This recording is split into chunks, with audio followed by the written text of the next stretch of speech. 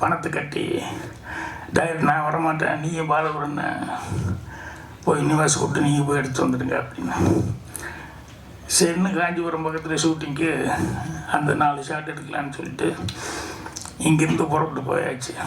போய் காஞ்சிபுரத்துலேருந்து அங்கே அந்த பஸ் ஸ்டேஷனுக்கு போய் காலையில் ட்ரெயினுக்கு போகலான்னு போய் இறங்கினதுக்கப்புறம் தான் தெரிஞ்சது கேமராமேன் விட்டு விட்டாங்க நிவாஸை. கேமராமேனே இல்லைன்னு வந்துடனே அப்புறம் பார்த்தா கேமராமேனு மெல்ல ஆஃபீஸுக்கு போயிருக்காரு.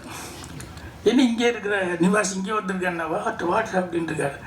ஷூட்டிங் போலியான்னு அவங்க கேட்டிருக்காங்க. அப்புறம் தான் டைரக்டருக்கு எல்லோரும் தெரிஞ்சிருக்கு. அப்புறம் நாங்கள் ஃபோன் பண்ணப்போ இந்த மாதிரின்னு, சரி வந்தது வந்துட்டீங்க, அவர் அசிஸ்டன்ட் நிவாஸ் இருக்கார், அவரை வச்சு எடுத்துக்கோங்க அப்படின்னு சொல்லி சொன்னோன்னே பாலகுரன்னா மெல்ல சொன்னார், இது பாரு பாக்கியம், எனக்கு அடுத்த படம் டைரக்ஷன் சான்ஸ் கொடுக்குறேன்னு சொல்லியிருக்காரு ராஜ்கண்ணு. நிவாஸ் வரல, இந்த ஆள் அசிஸ்டண்ட்டு, இவனை வச்சு எடுத்து எதாவது தப்பு வந்துச்சுன்னா எனக்கு டைரக்ஷன் சான்ஸே போயிடும். நான் போய் காம்பவுண்டுக்கு வெளியே நிற்கிற ரயில்வே ஸ்டேஷனுக்கு வெளியே நீயாச்சு நிவாஸ் ஆச்சு, நீங்கள் எப்படியாவது எடுத்துகிட்டு வாங்க அப்படின்னு சொல்லிட்டு அவர் ஓடிட்டார். அப்புறம் நிவாஸ்கிட்ட எப்படியாவது நம்ம எடுத்துகிட்டு போவோம் வந்தாச்சு அப்படின்னு சொல்லி நான் ஒரு தைரியமாக, அதுதான் 2வது படம், 16ஆம் தேதியில் முடிஞ்சு 2வது படம்.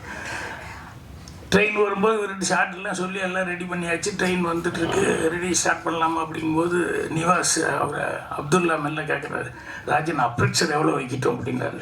போட்டாங்க அப்படின்னு எனக்கு நல்லா பயங்கர கோபம் வந்துச்சு. நானே புதுசு அசிஸ்டன்ட் டைரக்டர், கேமரா பற்றி எனக்கு என்ன அது, எங்கிட்ட போய் அப்ரெக்சரை பற்றி வைக்கிறது இஷ்டத்துக்கு அப்படின்னு சொல்லி.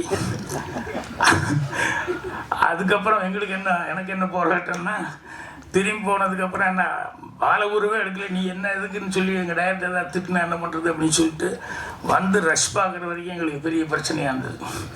அதுக்கப்புறம் ரஷ் பார்த்ததுக்கப்புறம் தான், ஏன்னா ட்ரெயினை வேறு ரொம்ப நேரம் நிற்க மாட்டேன் அப்படின்னு சொல்லி வந்து கொஞ்ச நேரம் தான் எடுத்துவேன் அப்படின்ட்டான். நான் அது அந்த நேரத்தில் ஏதோ யோசனை பண்ணி அந்த ட்ரெயினில் அவன் நிற்கிறது மட்டும் முதல்ல எடுத்துகிட்டு ட்ரெயின் போகிற வரைக்கும் விட்டுட்டு, அதுக்கப்புறம் அங்கே அந்த ட்ராக்கெல்லாம் ரிப்பேர் பண்ணுறதுக்காக ஒரு வண்டி மாதிரி வச்சுருப்பாங்க, ஒரு ட்ராலி மாதிரி, அதை கொஞ்சம் கொடுக்க சொல்லி அதில் கேமரா வச்சுக்கிட்டு இந்த ராதியா ஓடி வர்ற மாதிரி அந்த ஷாட்டெல்லாம் அப்படி எடுத்துக்கிட்டு டைரக்டருக்கு ஒரே ஆச்சரியம், எப்படியே இதெல்லாம் இப்படி எடுத்த ஃபஸ்ட்டு படம் 2வது படத்துல இது போய் இப்படி கூட கரெக்டாக எடுத்துகிட்டு வந்துட்டேன் அப்படின்னு சொல்லிட்டு. ஸோ அந்த மாதிரி சினிமா எடுக்கும்போது இதெல்லாம் போராட்டமாக இருந்தது. அதே மாதிரி சூரலா சித்திரங்கள் டைரக்ஷன் பண்ணணும்னு சொல்லிட்டு எல்லாம் ரெடி ஆகிடுச்சு.